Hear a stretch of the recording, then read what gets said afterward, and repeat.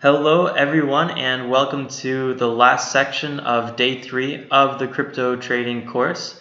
My name is Alex Winkler, and in this section we're going to learn how to or when to enter and exit a trade. So there's really no magic formula, and there's definitely no exact science when it comes to finding the perfect entry or exit, but there's 3 things that will help you ideally make a decision. Knowing the first one is knowing the market sentiment. Basically, in a nutshell, what that means is what is the market doing that day? Is the market on average up? Is it down? Is it a little top heavy? Are we hitting for a resistance line? Are we maybe due for a bounce? Is there a general multi-week or multi-day support level being reached? So that's always good to know. Here's some positive indicators. Is the market heading into higher highs, right? And is there maybe a higher low? So basically that means you're in a bull market. So, higher high, new high, and then higher low, higher high, and then higher low. So I don't know if that was on camera, but is it one of these nice bullish chart patterns? Are there any major breakouts on intraday levels? So something you'd see maybe on some major coins like Bitcoin or any of the top 10.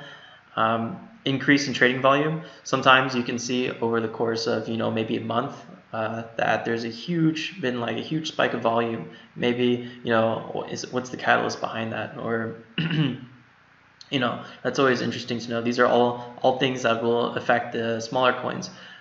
Is there a breakout on a resistance level? Is there a hold on support level? So just kind of be be aware of all the bigger things that are happening with equities. It's about what's the exact ratio? I think it's 2/3 of all. It might even be more. I believe it's more, but 2/3 I believe of all stocks follow the market, and that's pretty high. And with cryptocurrency, there's almost zero exception to that. Most coins I follow, if Bitcoin falls off a cliff or it does a nice little dip, the coin I'm looking at also does a dip. So it's really important to know what the market is doing. Here's a little thing I Googled recently, because I keep saying intraday and interday intertwined. Like I use both kind of in the same sense, and they're not the same. So intraday is actually something that you do when the market opens and before the market closes. With cryptocurrency, we don't really have that, but I guess you could refer to intraday with an A, basically when the day starts, when the day ends. And interday is kind of like, think about interlocking, when two days kind of are correlated. So intraday trading, you might keep a position overnight or something like that. Something I just wanted to add, because I keep confusing it. That now that we know the market is doing well, we know what Bitcoin's doing, etc. How do we actually know? We're on the exchange. I want to buy. What's another way to figure out if this is a good time to buy? Well, you can use the depth chart, and this is actually a depth chart. I forgot of which currency. Probably Litecoin, but based on the price and how much I've been following it lately. Plus, this is GDAX. I don't know what else is priced at this level on GDAX. And you can see here, this is a massive wall of buyers. So these are all people looking to buy Litecoin or whatever currency this is. And these are how many people are selling. And this is a representation of the order book.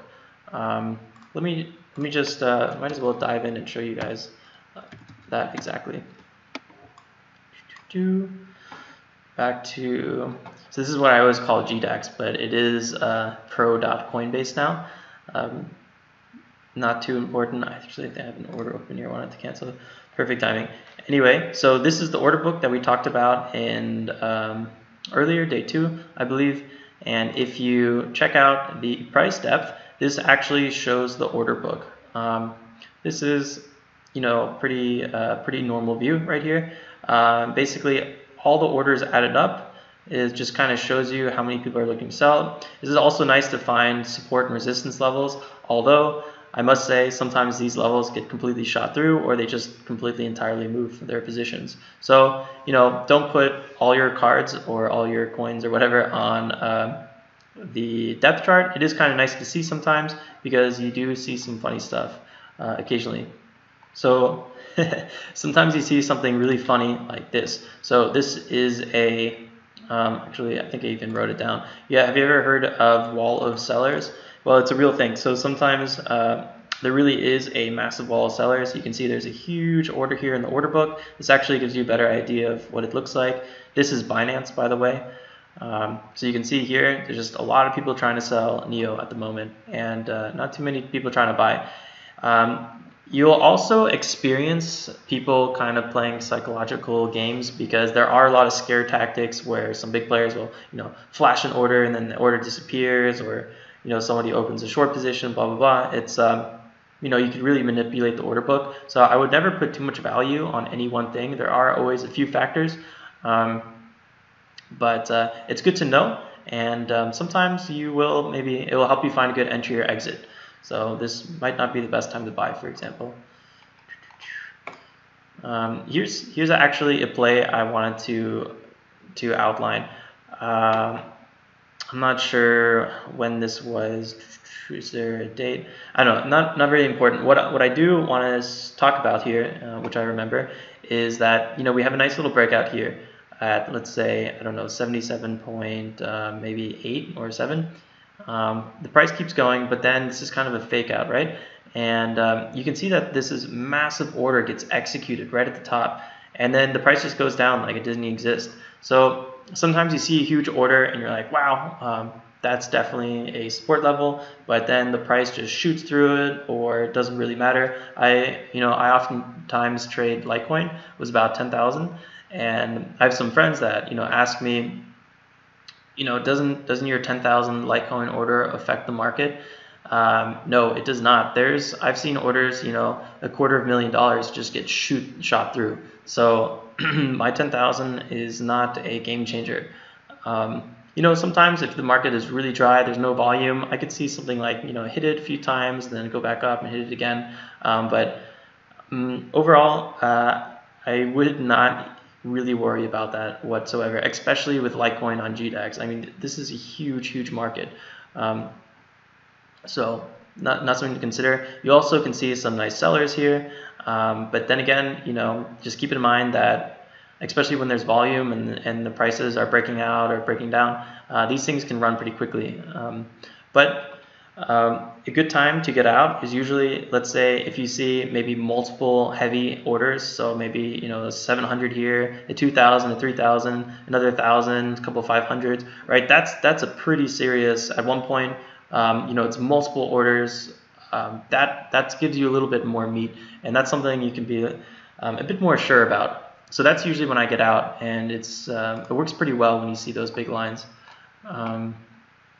Here's me rambling about maker and taker because I do always try to get out for free. So I do kind of miss sometimes with equities. Well, I don't really miss it. I trade equities just as much, but yeah, just a ramble right there. That's almost everything, but there's still the third thing. So the third thing is combining the rules we learned in day 2, right? And with the chart patterns we learned in day 3, kind of putting it all together and putting these two top things, the market sentiment together, and the depth chart, sorry guys, and the order book. I've been talking so much today, I actually just got off a call before this. Lemon water is the best remedy for everything. Get back on track. So yeah, so combining the rules and combining the chart patterns. And so if if it's a nice, it looks like a little breakout happened, and then there's a dip, and there's a lot of support there. You see a lot of support in the order book. There's a good risk-reward ratio in your trading rules. What else?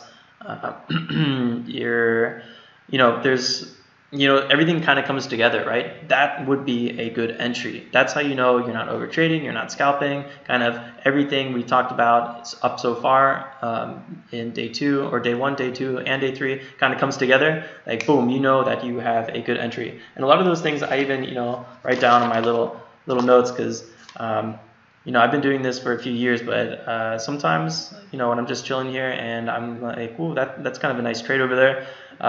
Sometimes I read that and just be like, I think I'm over trading right now, because usually when it's good. And so kind of combining everything and over time you'll always get better. And that's what it's all about. And just constantly reviewing chart patterns. So much fun, so exciting. And that's basically everything. So in my video lessons, I come out with an insane amount of charts. I review all my trades. Everything is posted. So, don't be shy. Just go to the investor trades and day trades and just start going through each one, reading about what I did, what worked for me, the good, the bad, and the ugly. Hopefully we don't have too many ugly trades, because I cut losses quickly. Rule number one. I don't want to take up any more of your guys' time. But that's everything. Just review the charts. Definitely leave any comments. If you have any questions, I'll be super happy to get back to you. I think that's all for day 3. I will see you guys then tomorrow, day 4. Ciao, ciao for now. Bye-bye.